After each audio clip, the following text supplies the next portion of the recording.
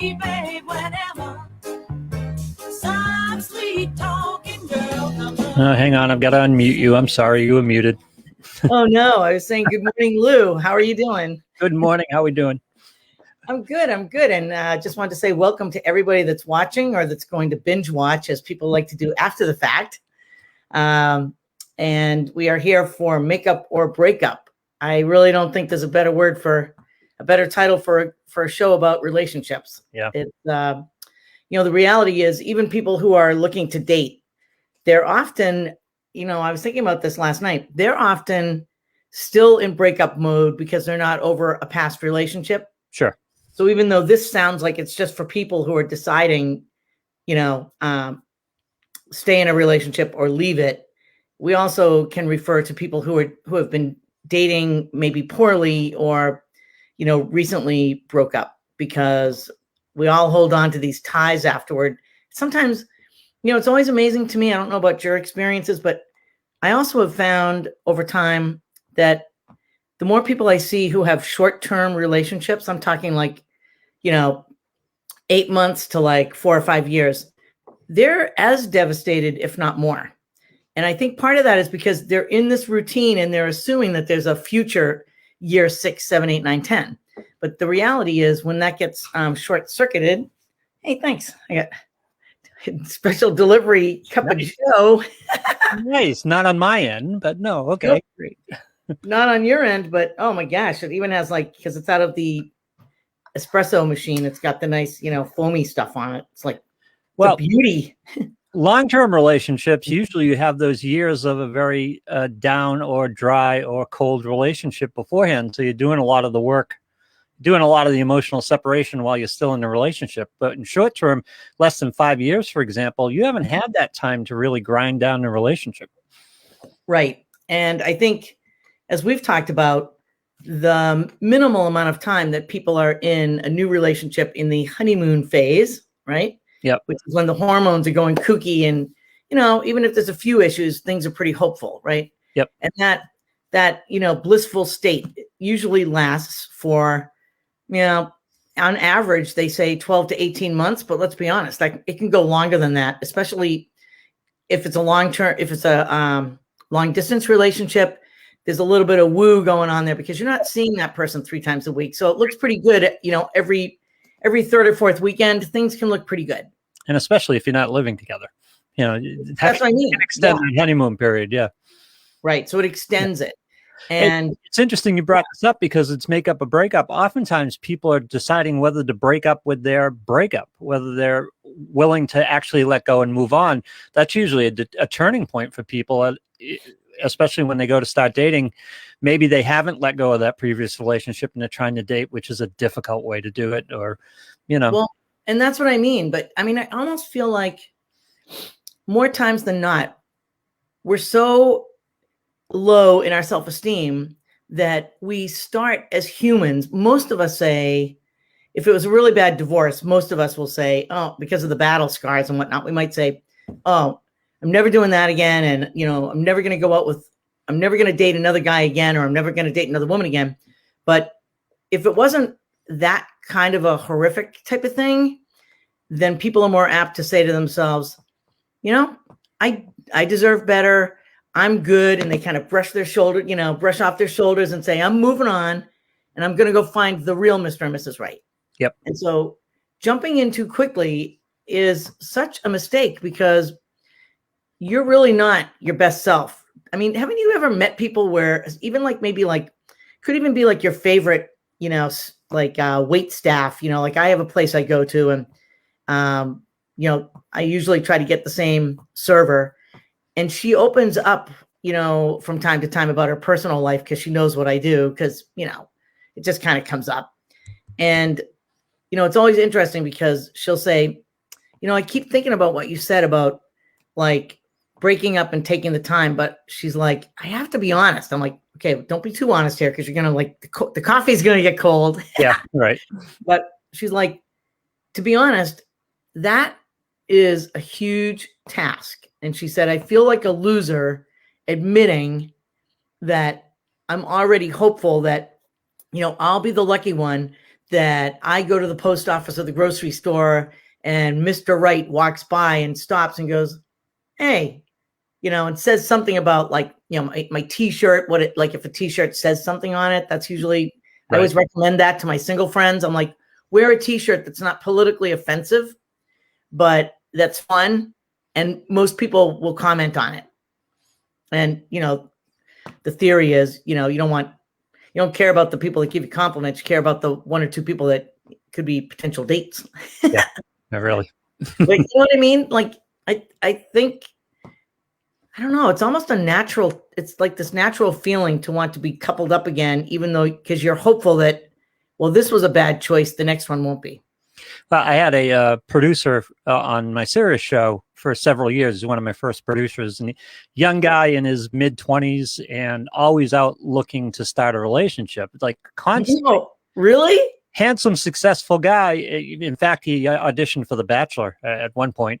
And oh my God, that is a story by itself. I got to meet this person. Exactly, yeah. And he was always out on the scene trying to meet girls at clubs and things like that. And he'd be in relationships and get in and out of relationships and talk about how he had to be for this girl. And I just kept telling him over and over again is, Chris, be yourself. Just be yourself and it will happen. You can't go chasing. Just be yourself. Go out, do your thing. It'll come to you. Sure enough, it did. He married and very happily married now. And, he's just a great guy. But there was that struggle when the urge to be coupled up overwhelms your behavior and your personality. And it becomes a need as opposed to something complementary. It should be something complementary to your life, not a desperate need. So what's interesting is you're describing someone that on the outside, everybody would say, oh my gosh, like, oh yeah, guy, good looking, this and that. But, there's even a guy who's trying to force it. And chances are, if he had forced it more than what you're describing, he could easily have been in another bad relationship. So did he end up, like, how did that work out? Did he end up almost by default not dating right away again? Like, how did that actually work out as far as like you trying to say, don't do it too quickly here, Well, even though he's in his mid-20s, he's never had the longer-term relationships. It was more of a dating situation. It would be, he'd date this girl for a couple months and then move on to something else. It didn't work out. And it was always him kind of putting on a front, which always kind of bothered me because he's a great guy. And, funny, articulate, intelligent, good looking, shouldn't have any problems. And you're going to laugh. But in the end, he ended up reuniting with a high school girlfriend and they ended up getting married. No way. Yeah. In the end. Yeah. How'd that even happen? Like a reunion or something, or? I don't know the circumstances of how they I think he went home to visit his parents or something. And I don't know. Into her or something. Yeah. Or maybe a Thanksgiving or something like that. I forget how they got reunited or reignited there, but yeah. Well, it's funny because that reminds me of, but this need to be coupled up overwhelms everything. And it distorts your whole chase. And it almost never leads to good results. Mm-hmm. Right. And, it's funny because we're talking about narcissism for several weeks now, and we're going to talk about it some more today. And the very topic of narcissism versus like, what does a healthy relationship look like? A lot of times we have, we have lots of things that are going in our minds as far as like, what we think good timing is, what we think we deserve, and things like that. But isn't it funny how this guy goes back to his hometown to visit his parents or whatever, didn't seek her out most likely. Exactly. Right. Yeah. And, I look at myself now and I would like to think that I'm more, interesting, more appealing. I've got more stories to tell. My life has had interesting things that I can talk to people about. At 18 or 20, all I could talk about were, my college classes and, a ski trip or something. Like I really didn't have. And everybody had the same experiences. They were in the same groups. They traveled in the same circles. Now he's gone out and he's experienced a lot of things. He's highly successful at what he does and, extremely talented and, had a lot of stories to tell. Right. And when he met her, let's be honest. I mean, I don't know about like you or your friends, but I look back at my prom pictures. I look back at my senior my senior picture for the yearbook. And I'm like, Mom, what were you thinking? Because back in the day, we didn't use blow dryers. I mean, we would use a hairdryer just to get out quickly, but Yeah. It just wasn't like a lot of makeup and hair. We didn't spend money on Starbucks or Dunkin's because they didn't exist. We didn't have cell phones. We weren't spending money on anything.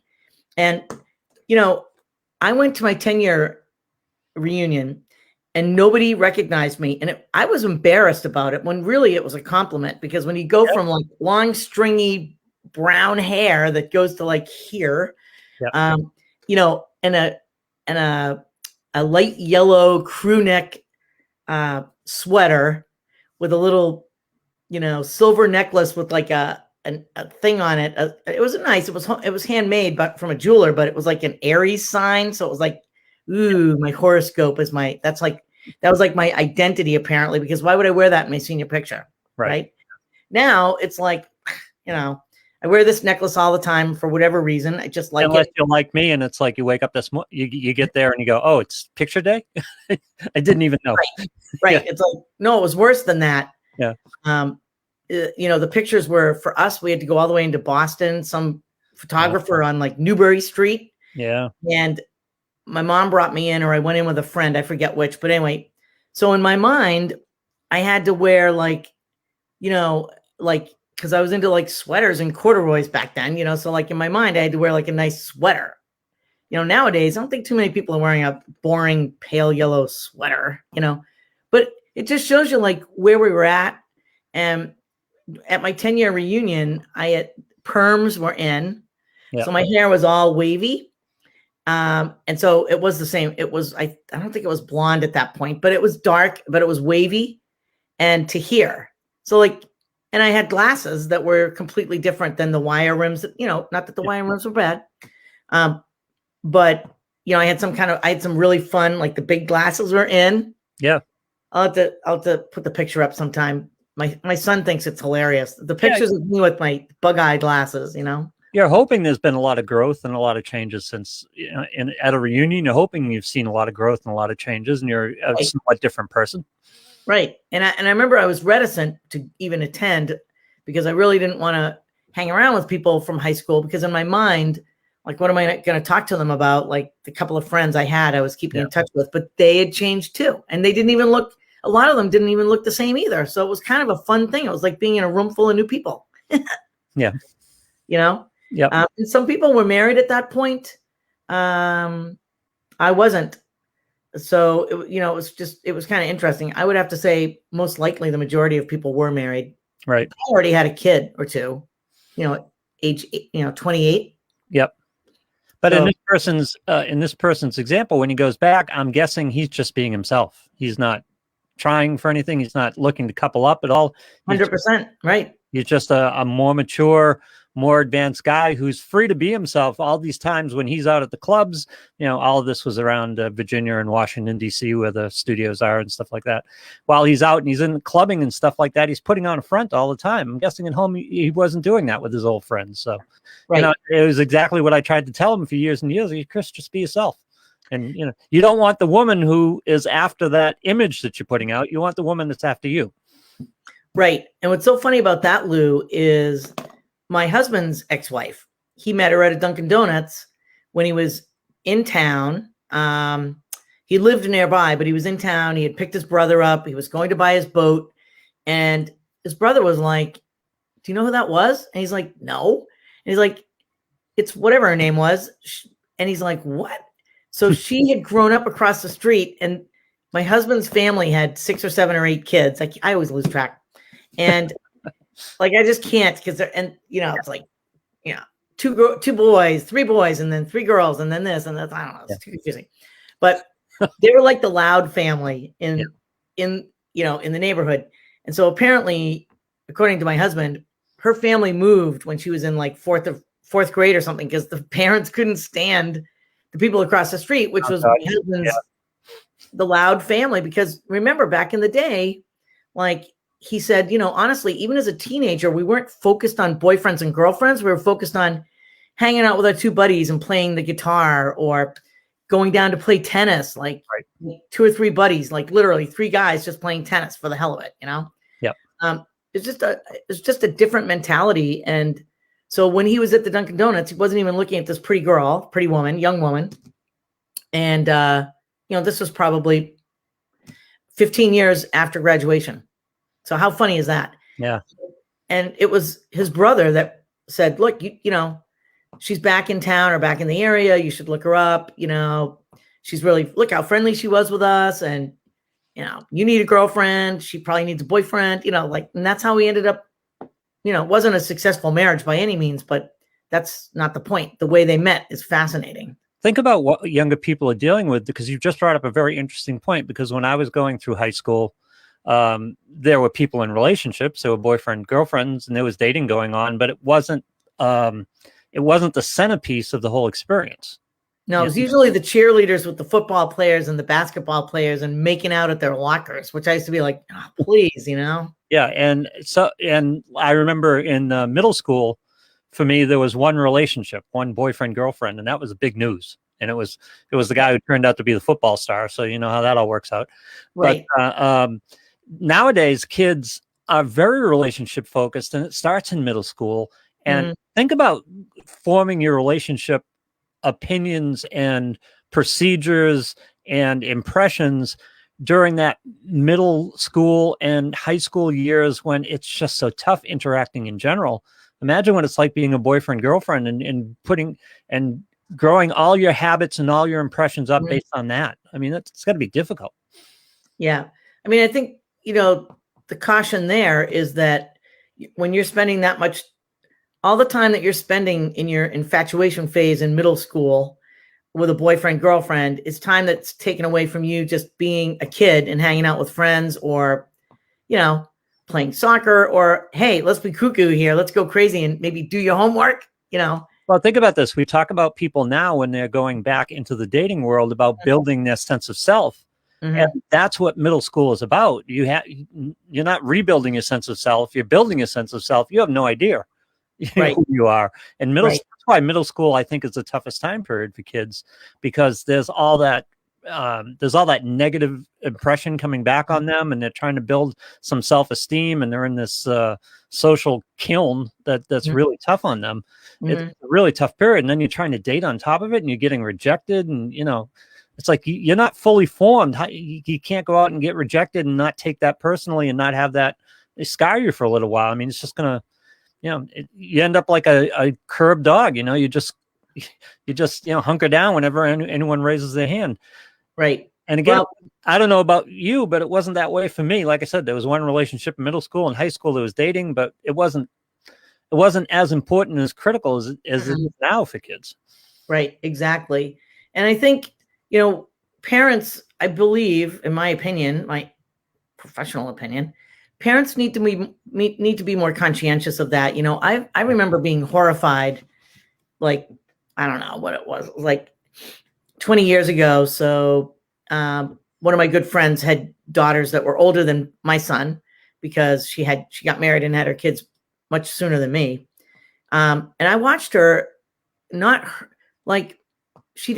daughters would be like 8th and 9th grade, and they would have a boyfriend. This is in Burlington. And she would try to get to know the mom and things, which does make sense. But having the other family over to dinner and getting the parents together, and this is in high school too, right?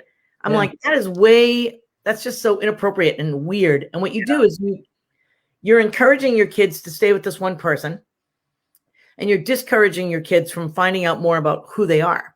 I mean, who's to say that the kid you met in 6th grade is really Mr. Right?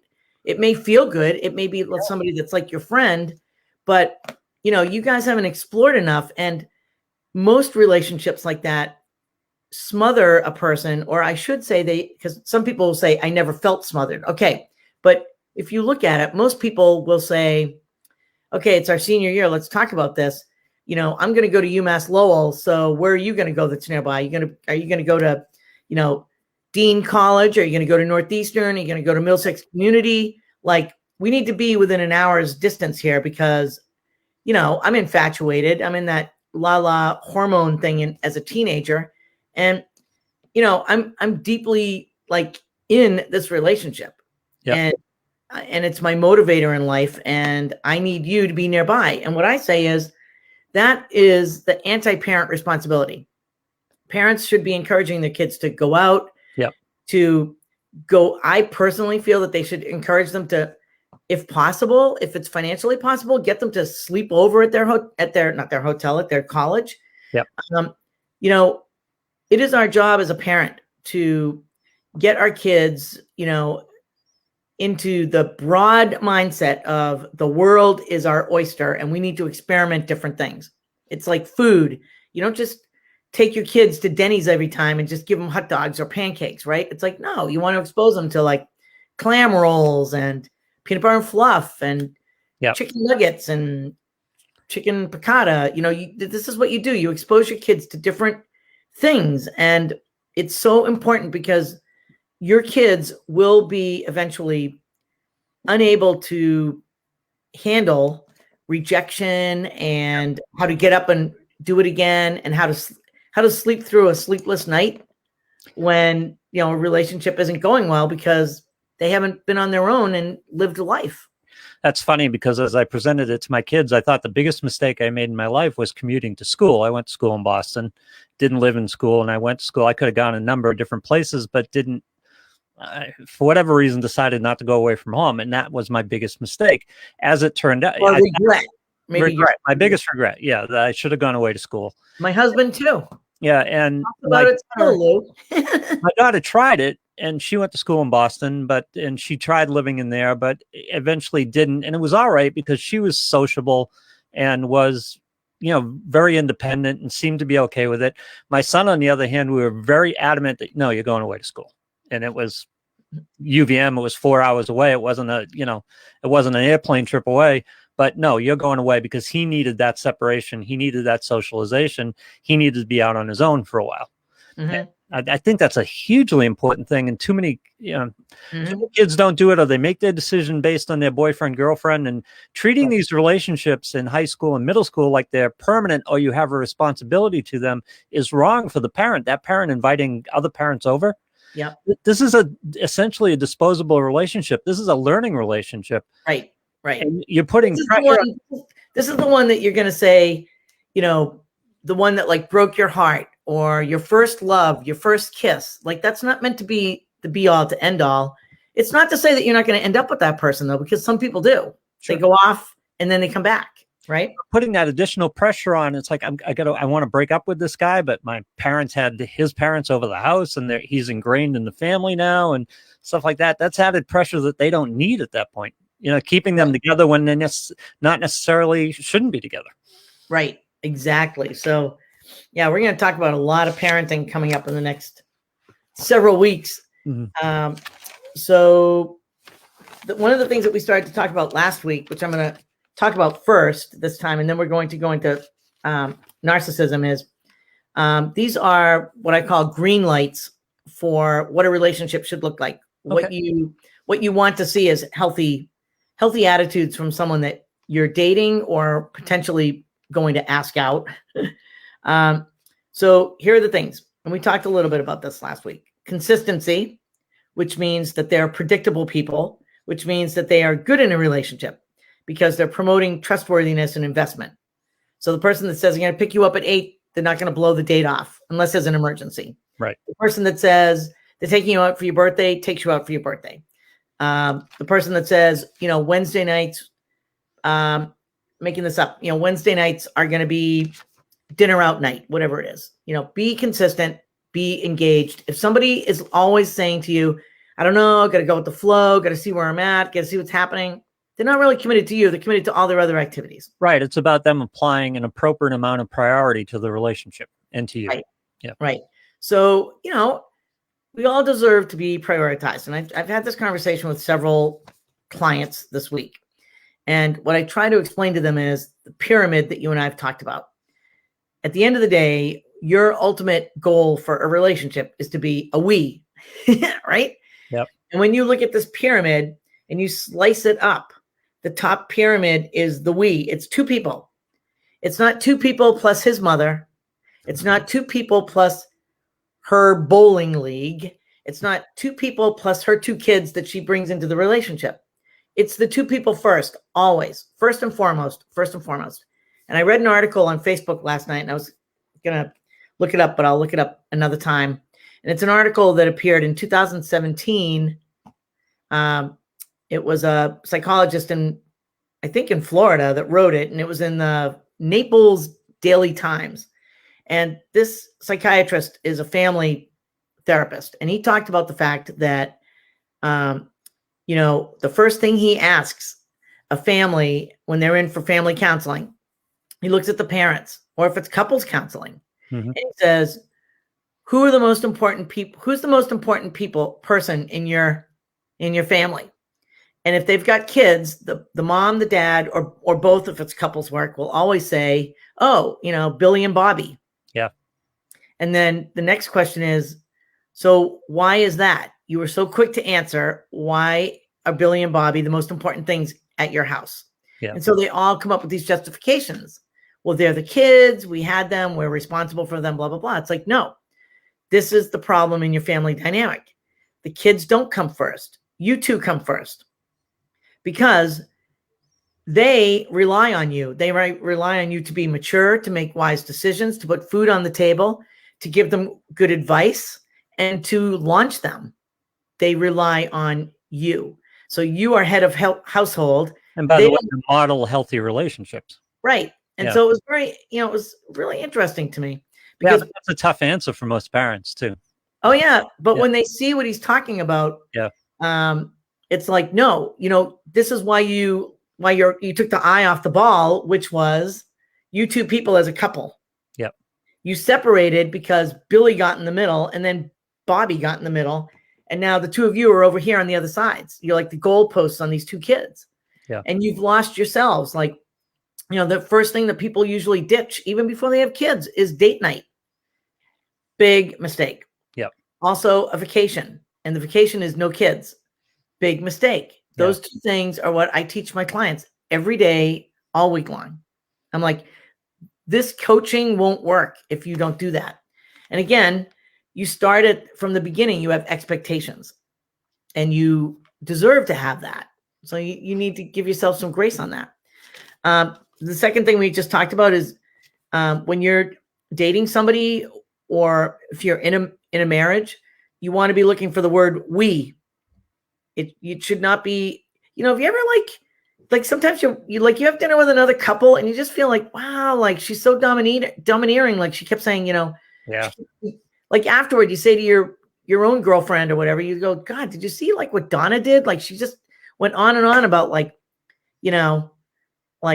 I have this, I have that, Billy and Bobby have this. And Yep. The poor husband sitting there going, all right, I guess that's our Saturday. Like, where's the we, right? Right. The next thing is silence. So when you're in a relationship, no matter where you are in the dating, you should see this immediately. Silence is our friend.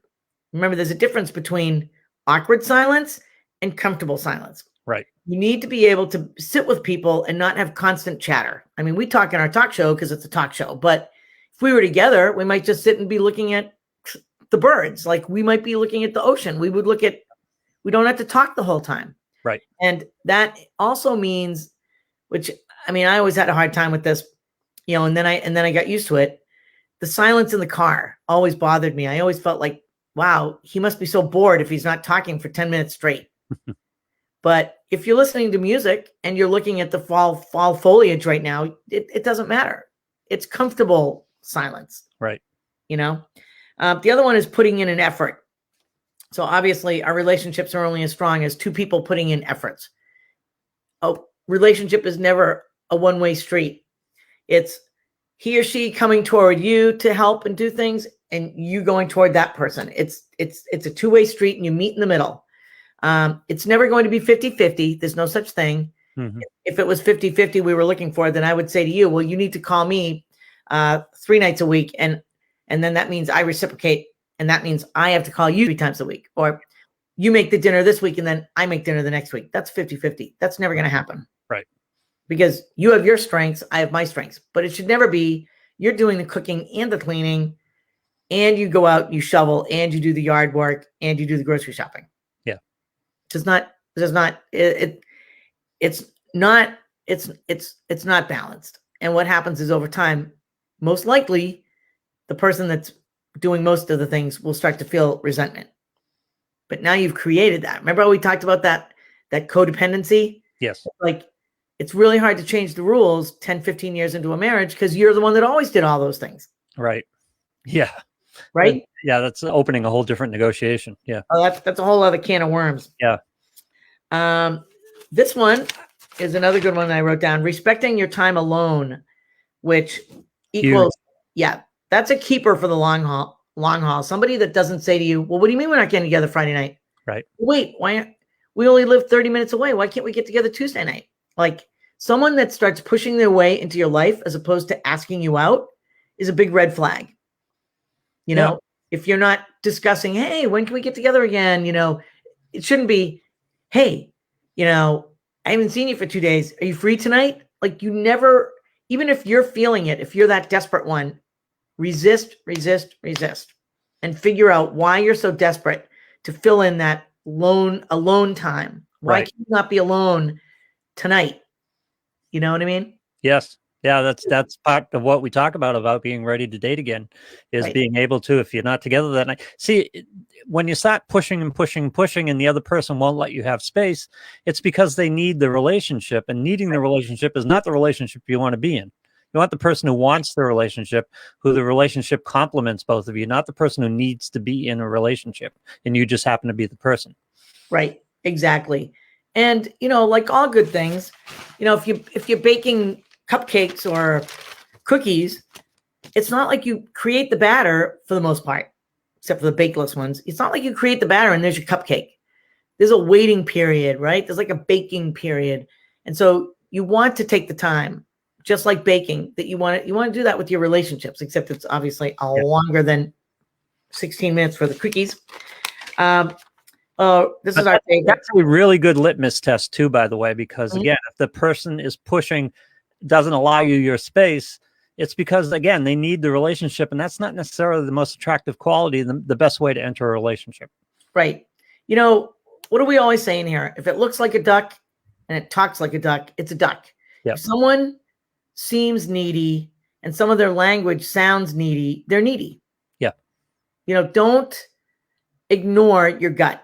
And, you know, women often ignore their gut, even though they you know, they're usually very perceptive.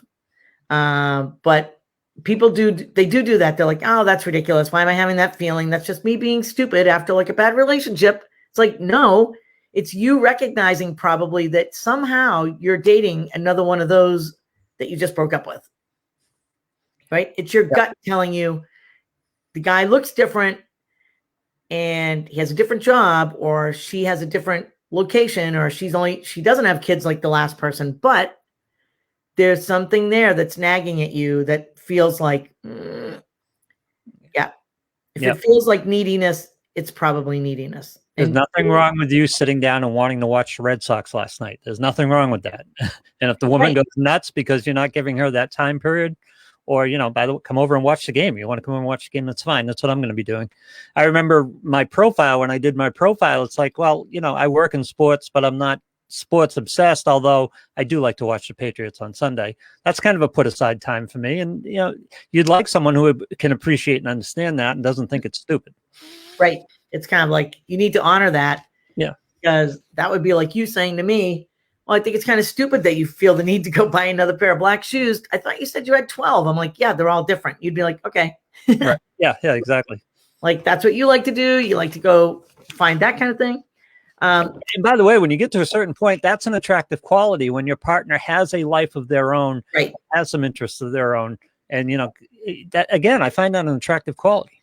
Right. Well, the other thing too is you're not looking for someone that's just like you. So it's like, you know, two apples hanging out together. You want an apple and an orange, because an orange offers different flavors and different things than the apple offers. And so you want core values, which is what's inside the apple and the orange, but on the outside, you know, they don't have to be, you know, the same types of jobs. They don't have to be, you know, the same color. They don't have to be, there's a lot of things they don't have to be, but the inside has to be the same core. But, you know, I've said this before. So like, you like sports, maybe I like to ski, you may not want to ski, but you might want to come on a ski trip with me because you like going to the mountains and looking at the beautiful scenery, but I don't have to make you ski. Right. And so it's creating that we time where it's like, yeah, that's not like totally my thing. I might have done something else, but I can make the best of it. And I can bring a book. I can have cocoa by the fireplace and watch the other skiers coming down the mountain. Yep. The next one, number 6, is respecting boundaries. You and I talk about this all the time. That is a huge green light, and it's a litmus test absolutely for a new relationship when you're dating people. As you start to talk to people, typically you're going to meet people online. If they're sending too many text messages, too many messages, they want to get on the phone after like texting you 3 times. That's inside. That's encroaching on your boundaries. Right? The boundaries are, I'm going to do this slowly. I'm going to do it safely. I'm not just going to talk to Lou. I'm going to talk to some other people. That person that basically tries to take your boundaries away, what that looks like is they're insistent on things like, I really want to get on the phone. I think that this could be a match. They're pushing, they're forcing. That's a boundary breaker. It's about priorities again, because what happens is that person is prioritizing their needs over your sensibilities. When what they should be doing that early in a relationship is understanding your sensibilities. Right. And hopefully respecting them. Exactly. The next one is the ability to say, I'm sorry. We don't need to talk much about that. But you and I talk about the fact that why we date people for at least a year and a half before we even get engaged is because we want to cross some hurdles. We want to see, when they break your favorite wine glass, do they apologize immediately? Are they just like, oh my God, like I'd rather have them be too apologetic than say nothing at all. Like, oops, and then keep washing the other dishes. Like, yeah, no, that was my favorite glass. Or get over it. Don't be so dramatic. Mm-hmm. Right. Yeah. Exactly. So plus you gotta be, again, I've said it before, you have to be in the foxhole with this person. And I'm going back to the baseball thing again, but when we talk about prospects a lot, it's like, have they faced some adversity? And in a relationship, if you haven't had that fight, if you haven't faced the adversity, if you haven't seen how you go through someone losing their job or someone losing a parent, or again, having a little bit of a fight over something and how they're going to deal with it and how they're going to respect you or not respect you, you don't know enough about the person until you've been through the foxhole together. Right. I mean, it could even be something like, I'm sorry, we were going to go out for dinner tonight, but my dog is sick and I think I need to take him to the vet. Right. What does the person say to that? Geez, what are you talking about? I made a reservation at the Four Seasons. Or do they say, oh my gosh, can I do anything? Can I help you? Like, yeah, I'll come over, watch Little Billy. Go with you. Right. Yeah. Right. Are they in the foxhole with you? Yeah. The other thing you want to be looking for is no criticism. So this is especially early on. So there's 2 types of criticism. There's healthy and unhealthy.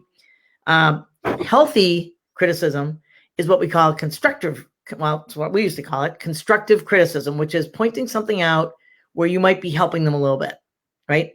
Yep. So an example of that would be, we all do this, or at least most of us have done it, where we're speaking in public. So for example, in this show, in the past, I'm absolutely sure in my 20s, even though I recognized it and tried not to do it, and I recognized it because I saw it in other people, we have that tendency to put a space when we're talking as an right? Yeah. Now I use as I use typically in texting and emails as a facetious, flippant way of saying no. So when a client writes to me and they're like, would this be okay if we did this for date night? I'm just making that up. Instead of what you told us to do.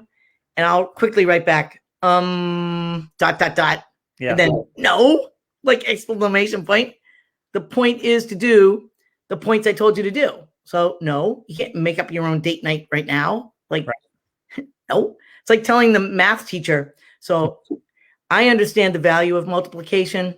I get it. Every now and then you're going to have 5 oranges and you're going to want to know how much it's going to cost because it's $1.39 a pound. You kind of need multiplication. On the other hand, if the teacher says, we're going to work on addition first, because if you don't really know the numbers in a very basic form, don't even try to multiply them.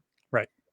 you have to go in baby steps in order. And so my clients always laugh because they're like, well, we just thought that the movies. I'm like, oh, well, that's the problem. That's the problem. The movies is not a good date night because, Lou, why is that not a good date night?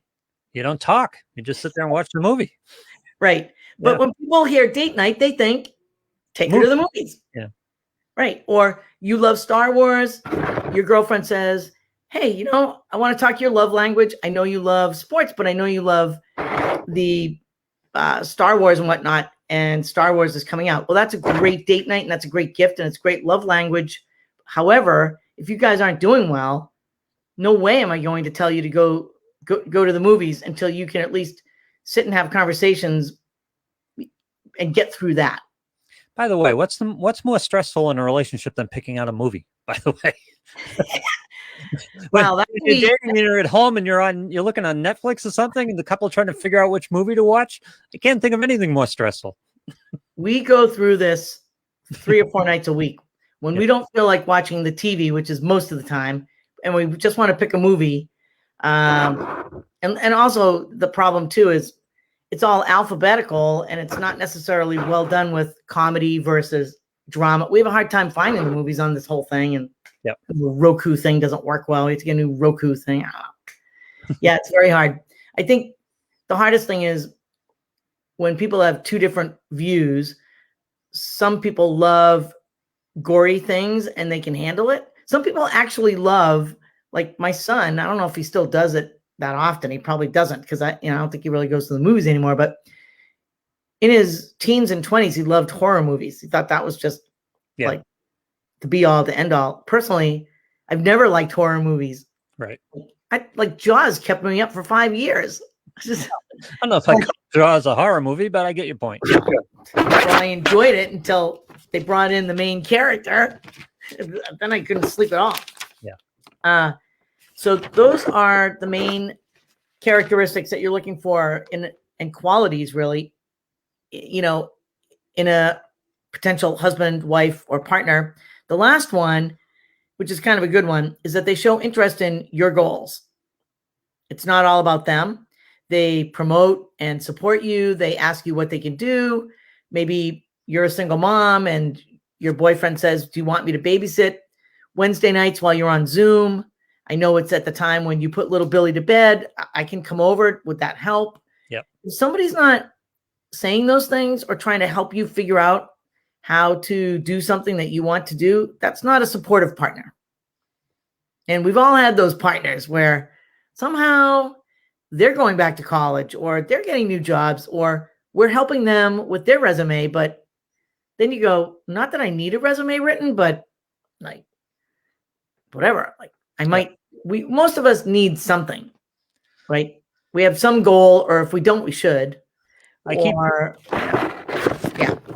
back to the best advice I ever got when I brought Sarah to the pediatrician after she was born, that first visit after you get back from the hospital about a week later or whatever it was. And I remember we're 2 young parents and I'm looking at the pediatrician and I'm asking her, I was, all right, when the baby's fussy and she's a little bit distressed, how do I know when to deal with it and when to call somebody? And she said, trust your gut. And, I think that's a great relationship advice too. I mean, a lot of these are specifics that we talked about, but if you have issues, don't ignore them. If your gut is telling you this is a problem or there's something about that other person or their behavior towards you that disturbs you, pay attention to it. So, work through it. Yeah, it's funny you said that because our pediatrician said to us with that advice, he basically said, honestly, you don't really even need a thermometer most of the time. If your kid feels like they're burning up, they have a fever. Yeah.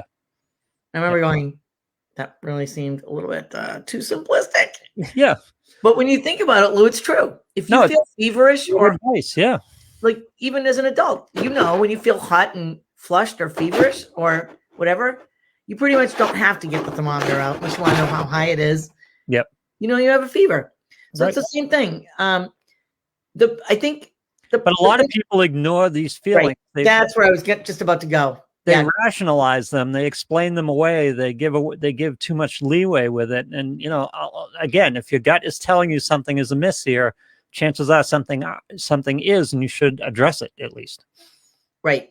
Exactly. I think part of the problem too is that most of the people that I meet with never had this training. In fact, I didn't have this training growing up. The only thing I did have was not a lot of encouragement for the right reason to continue forward after high school with my high school boyfriend.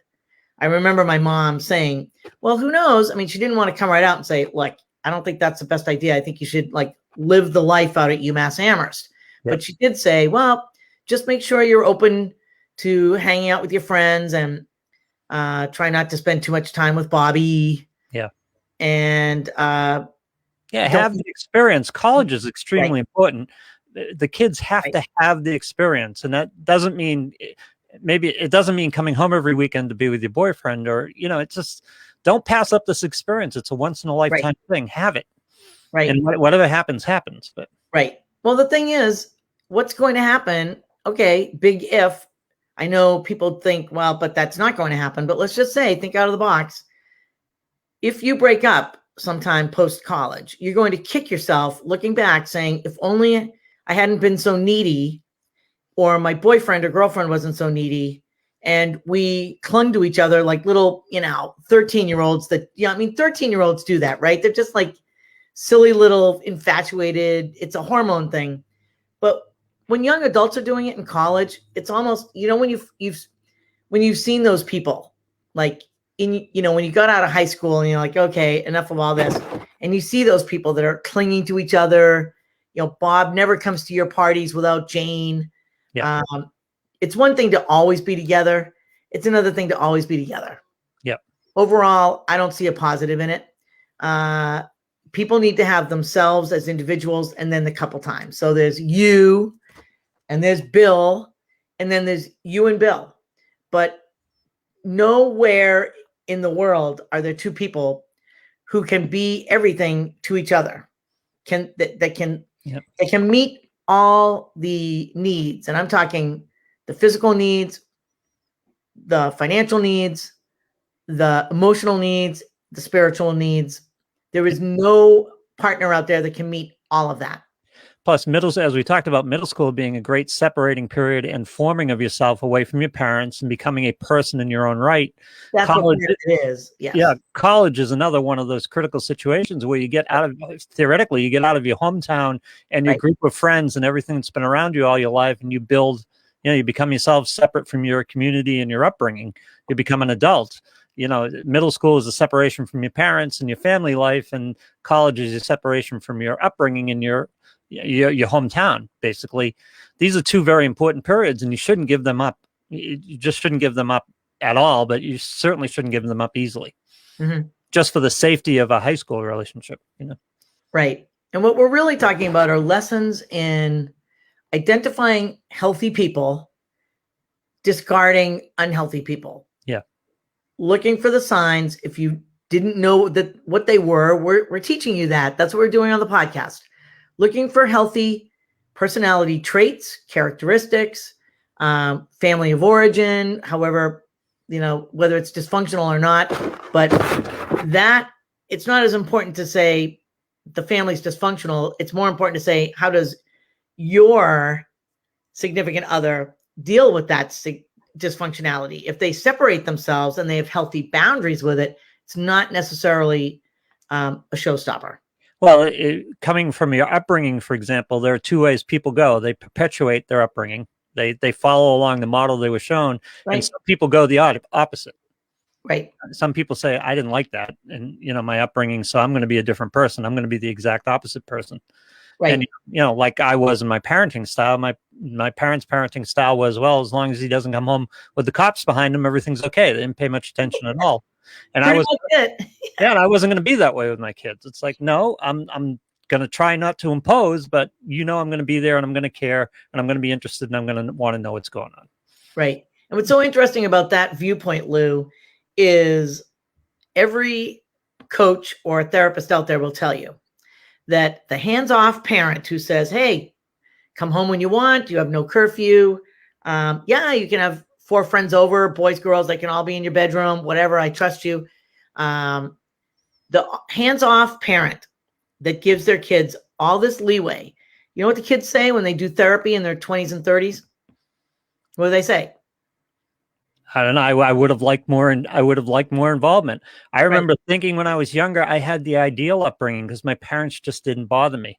And then I look back over my thing, and I look back at, well, I chose this college because I wanted to play in a bean pot, which was a stupid way to choose a college. But I didn't have anyone on top of me. I didn't have anyone challenging me or making me go through the process. They just allowed me to make my decisions and go. And I would have liked a little bit of help, a little bit of influence, a little bit of experience to go along with the decisions I was making. Right. And what we call that is parental guidance.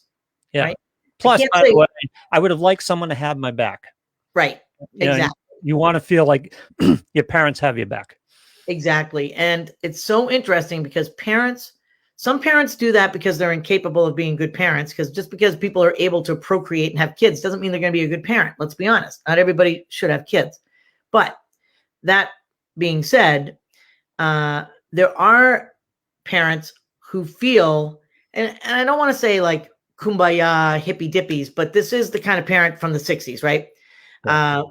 Tie-dye, peace, pestilence, smoke your dope, do whatever you want, have a beer. I don't care. You're 10. Who cares? It's not like you're going to get drunk, right? The parents that are so liberal, I'm going to say the word, so liberal and accommodating and just do what you want.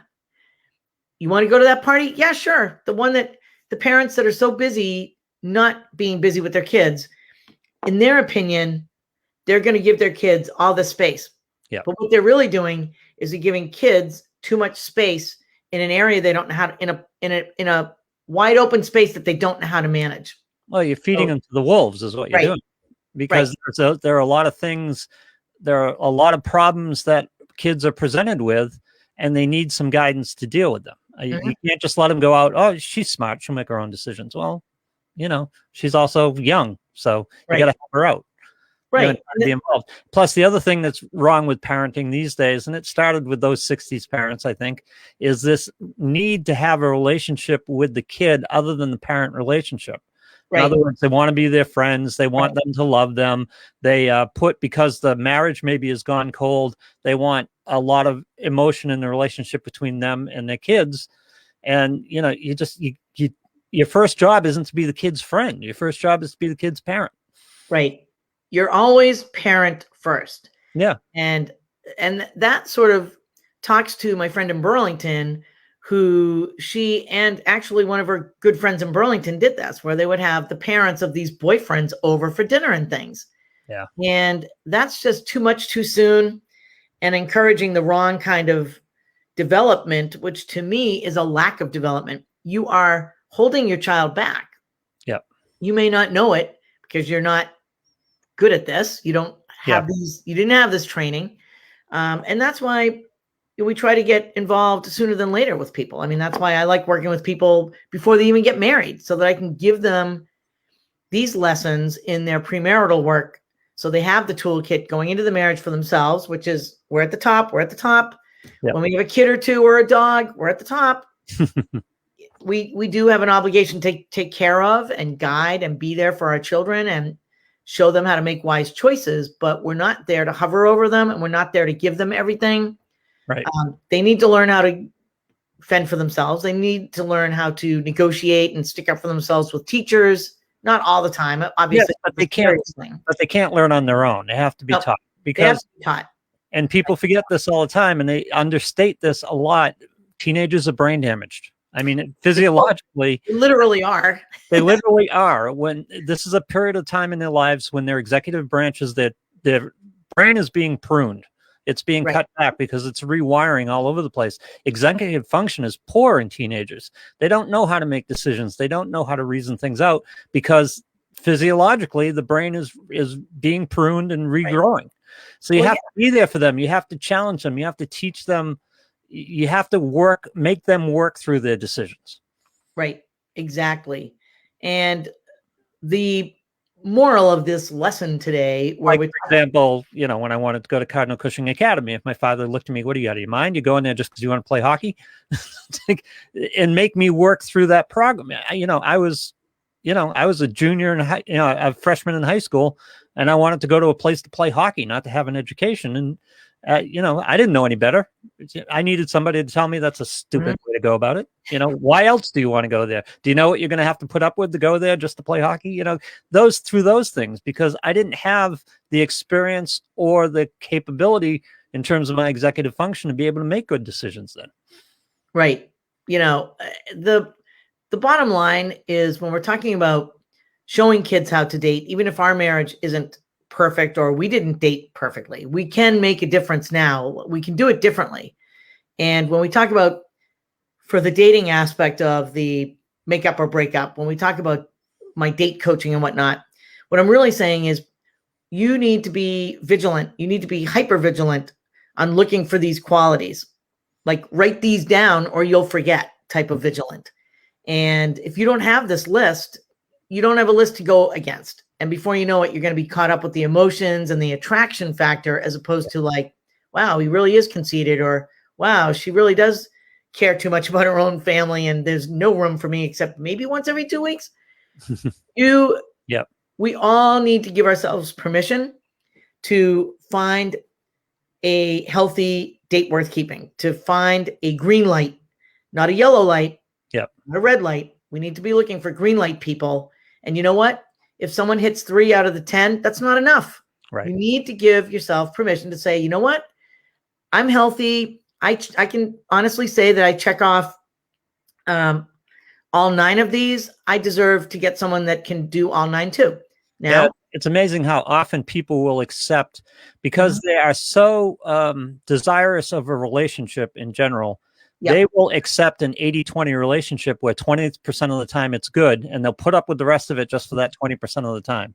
When he's in a good mood, when they're in a good situation, when they go out to dinner and everything's fine, the other 80% of the time is hell, or the other 80% of the time is just a struggle, and they seem satisfied with just the 20%, thinking that's the way it has to be. Maybe that was the relationship that was modeled to them. Maybe that was their past relationship too. You can ask for more than 20%. It can be good much more than 20% of the time. Right. I mean, I think people should be looking for, you might not hit 30 or 40 or 50. You could definitely hit 67. Yeah. There's absolutely no reason to settle for someone that hits a 20%. Yeah. As far as like giving and contributing and supporting. Absolutely. 20% is not even, it's not even a thing. It's like not even legit healthy. Except for people who have self-esteem issues, who are thinking to themselves, who else am I going to find? What am I going to find that's better? I've got to cling to this. And that's why it's so important to deal with yourself before you start dating, because you get into those situations where you don't think you're worth it and you're worried you'll never find anybody else. So you put up with more than you need to put up with. And I think the interesting part, at least looking in my rearview mirror, what I would say to my past self is, hey, I'm proud of you for learning things after the fact. You didn't have all the right tools in your toolkit in your 20s, but in your 30s, you started to figure it out, and you got better at it in your 40s and your 50s. And I would also say a parent has the obligation to get this stuff right. And even if a parent makes mistakes, it's never too late to turn around and say to little Billy, or Billy, the 28-year-old, like I say things to my son, all the time. Hey, look, I messed up. I did this or this with your dad, or I didn't keep my eye on the ball, which was the pyramid. And I own that, but I also want you to understand it, because you may or may not remember that that's how it kind of fell out. You may have created your own perception of what happened between your dad and I. And I just want to let you know the parts that I saw with him, or I saw with me, and I saw as a couple. And I want to help you as a wiser parent. I want to help you with the wisdom I now have to look for these things, to grant yourself permission to do these things, and to allow this in your relationship, because he's now married. Yeah.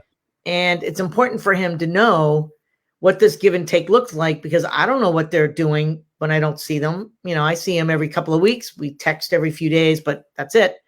I want to make sure that he and his wife understand this permission to shoot for 67, 70, 75%. And that at no time, unless there's an unusual circumstance like an illness, should this equilibrium drop to here. Right. Because when one person drops down, other than like an illness or loss of job or depression, something, a life altering event that creates this drop in their ability to contribute more. Obviously you've got their back at that point. You take the 80-90%. That becomes your role as a supportive partner, but it shouldn't be long term. And what's going to happen with kids, and especially as they get older, you might get the, what are you, nuts look, or what are the nuts response, but it lands on them. They may not give you the satisfaction of telling you, oh, that's great advice, Mom. But they'll say, okay, and then they'll walk away, but it'll land for them and they'll use it. Right, exactly. And I think that that's important. And I'm going to leave us with this because I know we have to wrap up. When we talk about these qualities to look for, I want to go on to the flip side of people who are dating, people who are in a relationship, whether they had a makeup or not, whether they had a breakup or not. When you're in a healthy relationship, so I'm talking about couples either dating or in a marriage, there are a couple of secrets to that lasting love, and some of them we've talked about. And the one that I'm going to talk about next week a lot, which is one that I talk about with my clients, and it's this attitude, when we talked about like the we, so when you have both partners using that word we, like we have a savings account, we have a 401k, we should plan our next summer vacation. At the end of the day, the things that I say to my husband and the things that I teach my clients to say is basically every morning, it's that gratitude and that positive attitude that you take at the beginning of the day, right? Which says, today, I choose to do better. Today, I choose not to be as snappy. Today, I choose not to yell as often. Today, I choose to try to do the laundry that I haven't done for a month. And that's my only chore around the house. And I choose to do that today. But the main phrase that I teach my clients is, I choose you. And they look at me like, at first they'll be like, because they're looking at me usually on Zoom. Yeah. I choose you. They're looking at me like, what? I'm like, no, look at each other and say it. The reason why we're working on you guys as a couple to either repair work or to make it stronger. Maybe there's no repair work, but it just feels kind of blah. Yeah. So we want to get it from a 5 back up to an 8. Let's go crazy. Get you back up to an 8. That's pretty exciting. And I'm like, you have to say to yourself, or even sometimes I will humorously at the end of an argument, I'll look at my husband and go, yeah, that was bad. But at the end of the day, and sometimes I say it on my way up the stairs, like, hey, just so you know, I still choose you. And then he yells it back at me. Yeah. You have to say it. You have to say things out loud sometimes to actually feel it and believe it, to manifest it. You can't just say, yeah, I'm choosing to stay in the relationship. No. I'm not choosing to just hang out with you and stay in our house. I choose you. Yeah. I choose in the morning to do life with you that day. And it's important that gets said, because a lot of times we feel like, well, they know, they understand. Well, it's good to hear it. And it has incredible power. People say that all the time. They're like, I'm not going to say it. I mean, obviously they know it. I'm like, no, actually, obviously they don't. Yeah, no. Because especially at the beginning of the work with a couple, I'm like, well, I don't know it. And I've been sitting here for an hour. I don't know it. I don't know that you're choosing her every day or him. So I need you to commit verbally. I need you to commit, and you need to say it out loud. That's part of their homework. Every day you say that to each other. There's the old saying of the straw that broke the camel's back. And a lot of times in relationship, there's a lot of straw building up on each other's backs, and brushing that off every now and again with one of those sayings it's always useful, and it costs nothing. And again, it's extremely powerful. Just positive words are extremely powerful. You get negative all the time. People are dealing in negativity all day long, but that one positive expression, I know it is for me. It's extremely powerful. Right. Exactly. So I think that's pretty much it for today. I don't know what time is it. Look, it's way after 12. I have a 1 o'clock appointment. Let's wrap it up and just remind people that give yourself permission to be picky, because how many people just feel like they have to settle? I'm not good enough, or I'm never going to find someone like that. How am I going to find someone that keeps a job? Or maybe they feel like I live in the boonies of Iowa. How am I going to find somebody? Well, you know what? your partner probably isn't in Iowa. And I'm not saying that because it's Iowa. I'm Right. saying that because our partners aren't three streets away most of the time. They're not. Well, they don't have to be, certainly. Right. They don't have to be, and they're usually not. Statistically, your best partner may live in another state. Yep. And we'll talk about that another time because people don't like to hear that, but it's a true I know. story. Yep. True story. All right. Well, listen, we're going to wrap up today. This is Coach Judith. I love working with love. I love helping people find the love, keep the love, or leave the love. And look me up, judithjameson.org. Look at my website. I don't know why my videos that I have on there are disabled for some weird reason. It's very Oh. odd. I don't know if it's because it's a WordPress website and it's not secure, but that was odd. I know. Go look at that sometime. Maybe you can look at that for me. Okay, I'll see what. I'm not a big webmaster, but I'll see what I can come up with. Yeah. I don't know what's going on there, but we love having you here. We love having you binge watch. And what we love even more than that is helping people. And we can do that. There are people out there that need my help, that are struggling in a marriage, but they're not telling you. Take this video or a past video and share it on your Facebook page. And Joe, all you have to say is check this woman out. Check this coach out.